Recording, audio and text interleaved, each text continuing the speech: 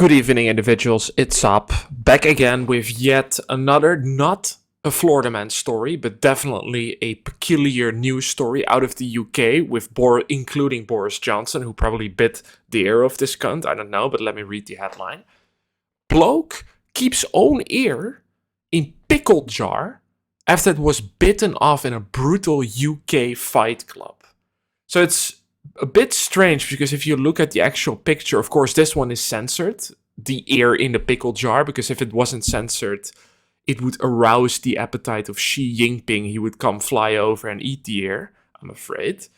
But this is the bloke who apparently lost the ear and kept it in a pickle jar. But in the picture, you can see he still has both ears. Or did he glue it back on? I don't know. You can definitely see he has a black eye. He got punched. So I assume that this picture was taken after the brawl of Bojo, Boris Johnson on his Downing Street COVID party, bit some cunt's ear off. I don't know if it was Boris Johnson. Don't know, can't confirm. Maybe Rishi Sunak or whoever's in office right now. But yeah, obviously you would guess so that this picture was taken after the brawl. But he still has both ears. Maybe he bought a new one in the black market, which is a real thing, by the way.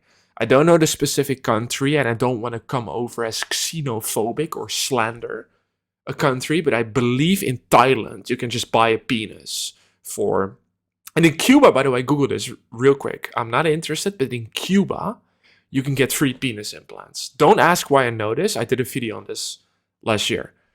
But I believe in Thailand there's a black market for every type of body part that you want. Except for the brain, of course, because that maybe is the individual itself, so you can't really replace that one, but you can definitely buy a new ear in Thailand. Or eat it, whatever you're up to.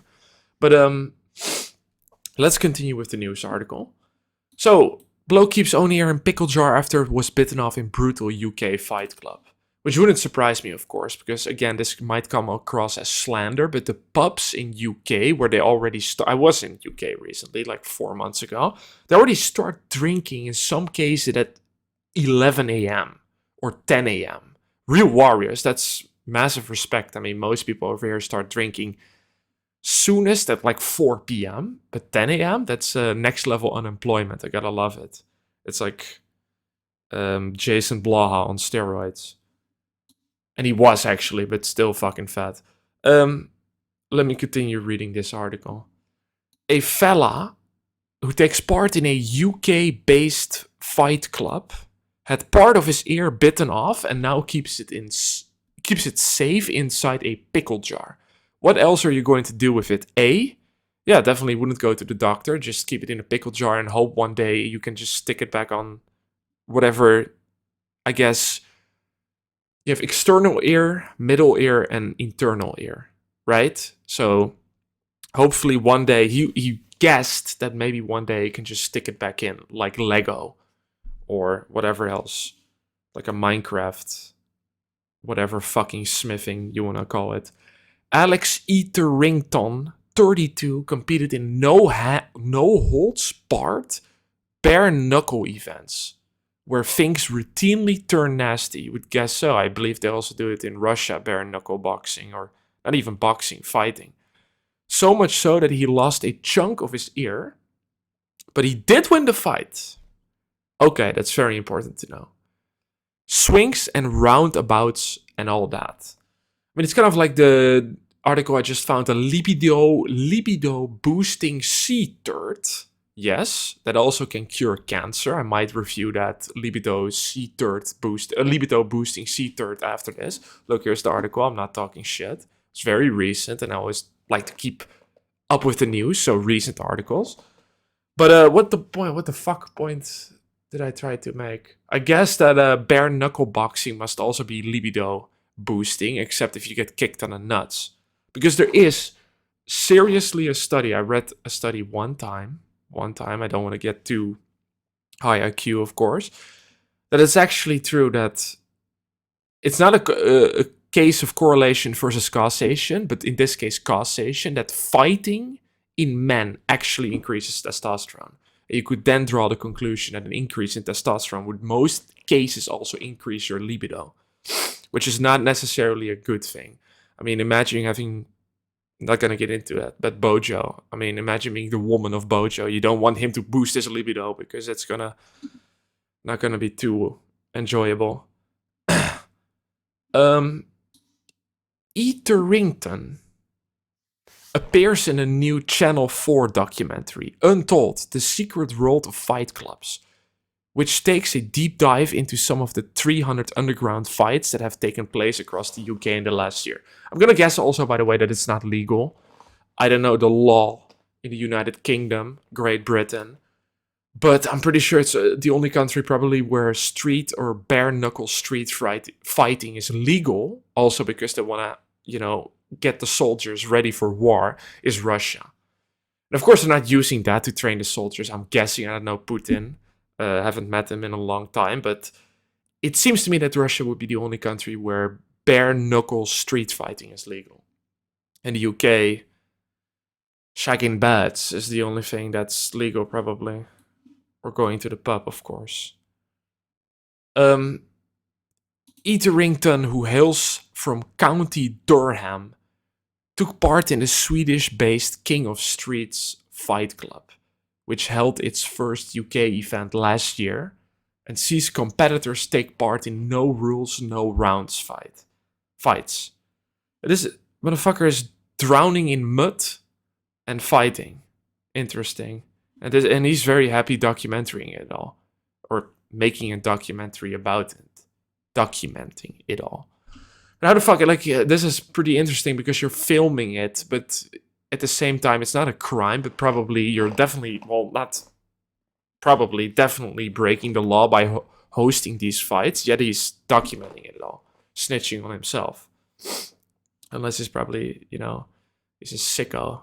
He probably wants that footage to, I don't know. What is it called? DDD.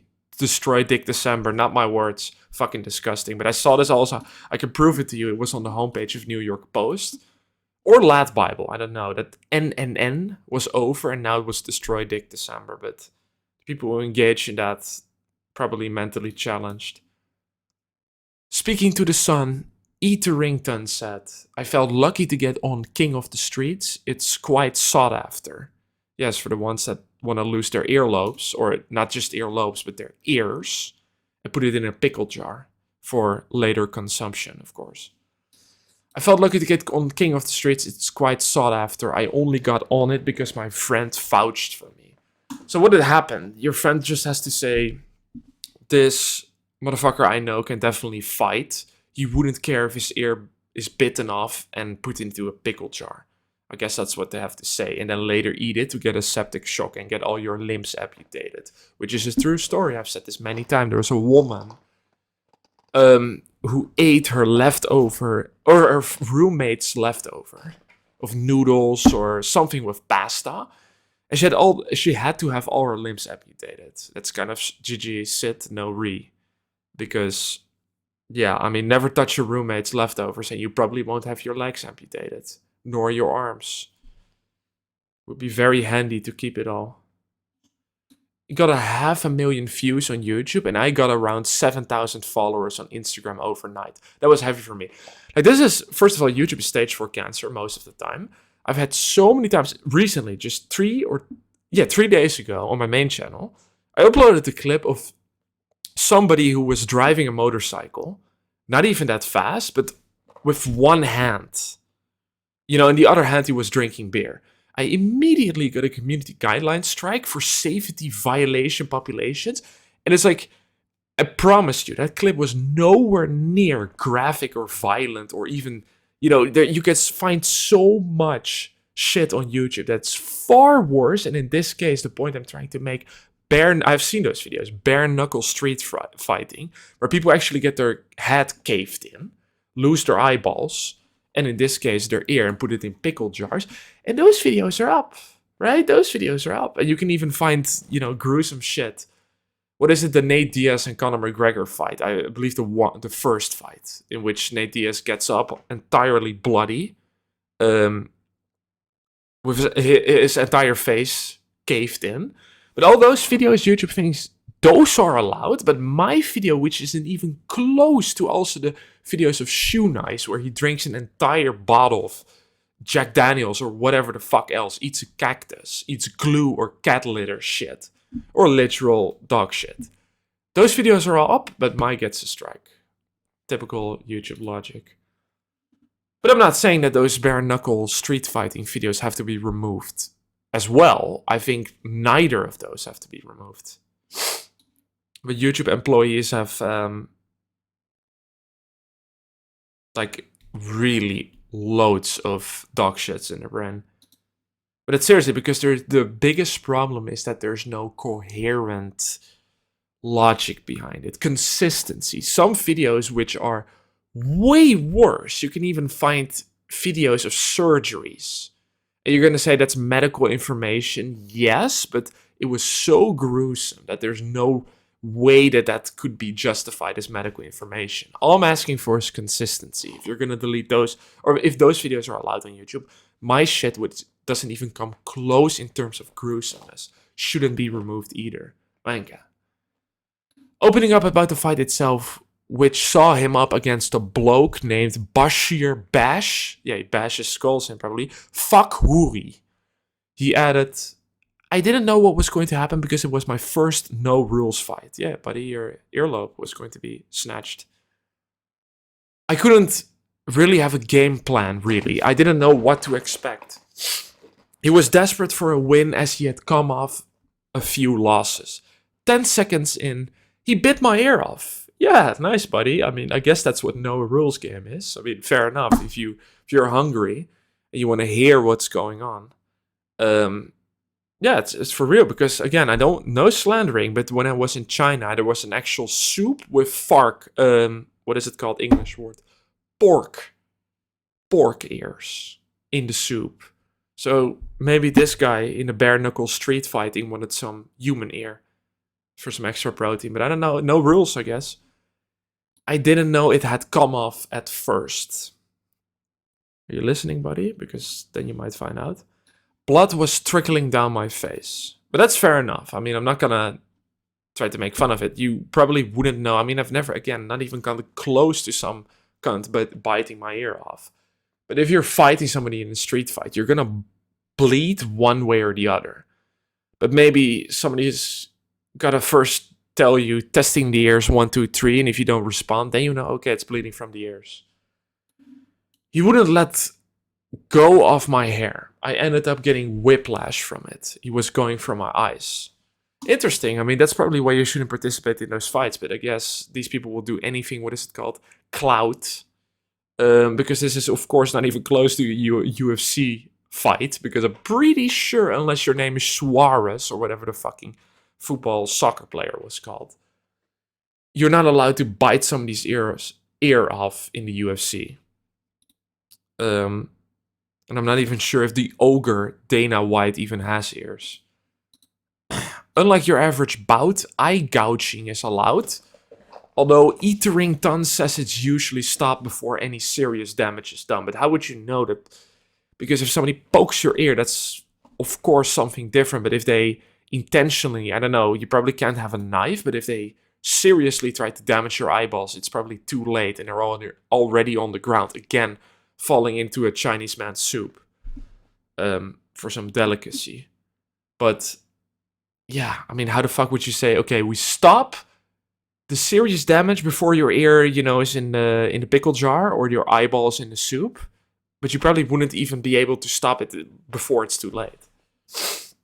The dad of one, very responsible father of the year, says after Fakhoury screams, the referee stopped the fight and he was declared the winner. Following the scrap, Etherington went to the hospital in the hopes of having the chunk of his ear reattached, but was told they wouldn't be able to. So now it lives on a shelf in his kitchen. No, honestly it does. So yes, the article says honestly it does, but I have no clue if it's actually a joke, because I'm pretty sure they are able to at least, maybe just the earlobes reattach that so you can still festoon it with an earring. Or if you're a blue-haired feminist, in the nose like a cow. But now, yes, it lives on a shelf in his kitchen. So again, I hope he won't be tempted at a late 4 a.m. snack walk to the fridge that he's instead going to reach for the ear. I hope not for him. He added it's in a jar of alcohol solution. Oh, again, British. He might chug it then. Someone told me how to do it. It's in the kitchen. It's in the kitchen on a shelf. Alright. Bloke whose bollocks were hanging off after car accident still correct hilarious joke about his penis. Alright, this is just Lat Bible in a nutshell. And I'm gonna guess that this is what bollocks is, but might be another word. Yes, thank you all for watching. After this, I might instantly review the libido boosting sea turd could hold the secret to fighting cancer. Thank you for watching.